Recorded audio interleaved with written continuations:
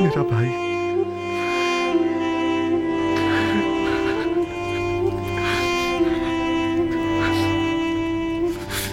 شکر ہے اس خدا عظیم و مہربانی کا، میں خدا کا نہایت سپاس گزار ہوں۔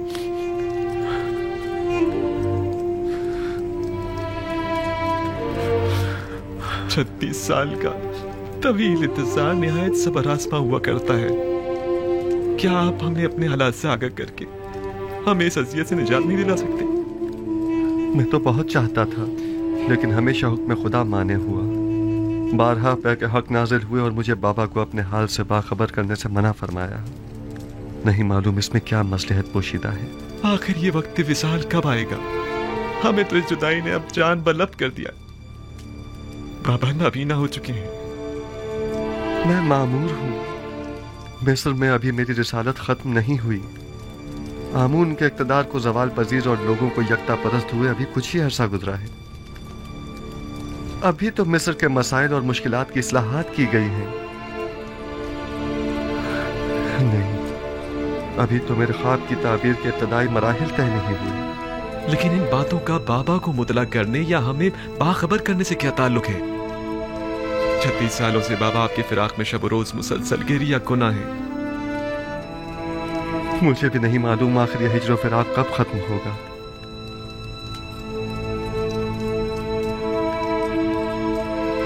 تم نے بتایا کہ بابا میرے فراق میں گریہ کنا رہتے ہیں؟ ہاں بالکل ایسا ہی ہے۔ اور میرے بعد تم سے وابستہ ہو گئے؟ اتنا کہ میری ایک دن کی دوری بھی برداشت نہیں انہیں۔ وہ میرے چہرے میں آپ کا چہرہ دیکھتے ہیں، وہ مجھ میں آپ کو ڈھونڈتے ہیں، یہاں تک کہ وہ مجھ سے ہی آپ کی خوشبو سونگتے ہیں۔ میرا خیال ہے کہ میں اس فراق کی وجہ اور اس ہجر کے سبب کو سمجھ رہا ہوں۔ خوب، کیا وجہ ہے؟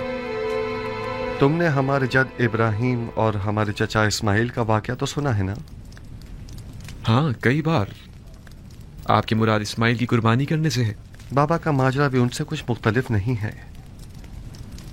میں تمہیں مصر میں روک لینا چاہتا ہوں، کیا تم راضی ہو؟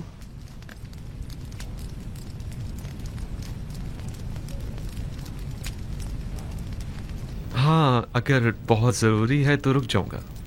مجھے تو آپ کا حکم بجا لانا ہے، پیغمبر خدا کی حیثیت سے بھی اور عزیز مصر کی حیثیت سے بھی۔ تمہیں یہاں روکنے کی 2 وجوہات ہیں۔ اول یہ کہ ہجر و فراق کے اختتام کے لیے ہم دونوں اسماعیل کی بابا کو قربانی دینی ہوگی، اور یہ تبھی ممکن ہے کہ جب بابا ہم دونوں سے دستبردار ہو جائیں۔ اور دوسرے یہ کہ ہمارے بھائیوں کو توبہ کرنی ہوگی، تمہاری حفاظت اور نگہداری میں کوتاہی برتنے کی توبہ، تمہیں گنوا دینے کی توبہ، توبہ خیانت کرنے کی امانت میں، اور تمہاری نگہداری میں کوتاہی برتنے کی توبہ۔ لیکن مجھے یقین ہے مجھے کھو دینے کے بعد بابا زندہ نہیں بچیں گے۔ موت اور زندگی صرف خدا کے ہاتھ میں ہے۔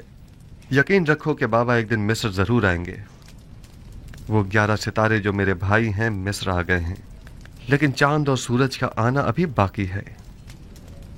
پریشان مت ہو، تمہیں یہاں روکنے کے لیے کچھ سوچتے ہیں۔ آیا تم یہاں میرے پاس رکو گے یا نہیں؟ اگر آپ کا حکم ہے تو ہاں۔ اب بھائیوں کے پاس واپس جاؤ، انہیں شک نہیں ہونا چاہیے۔ اگر وہ پوچھیں تو کہہ دینا کہ عزیز مصر بتا رہے تھے کہ ہمارا سامان تیار ہے، ہم لوگ چاہیں تو صبح نکل سکتے ہیں۔ جی بہتر۔ خدا تمہارے ساتھ۔ خدا نگہدار۔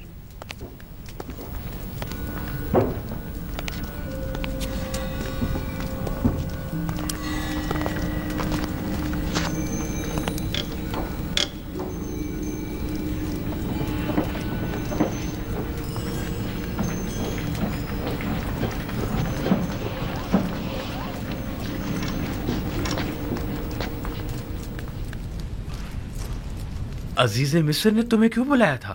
ہم تو سمجھے کہ بابا کا اندیشہ سچ ثابت ہو گیا۔ نہیں، پریشان مت ہوں۔ انہوں نے پہلے تو مجھے صبر و بردباری کی تلقین کی، پھر کہنے لگی کہ اپنے بھائیوں سے کہو کہ ان کی مطلوبہ گندم تیار ہے، چاہے تو آج رات استراحت کریں اور کل روانہ ہوتے وقت دروازہ سوریہ سے گندم وصول کریں۔ بس اتنا ہی کہا؟ ہاں، بس اتنا ہی کہا۔ کیوں، کچھ اور بھی کہنا چاہیے تھا؟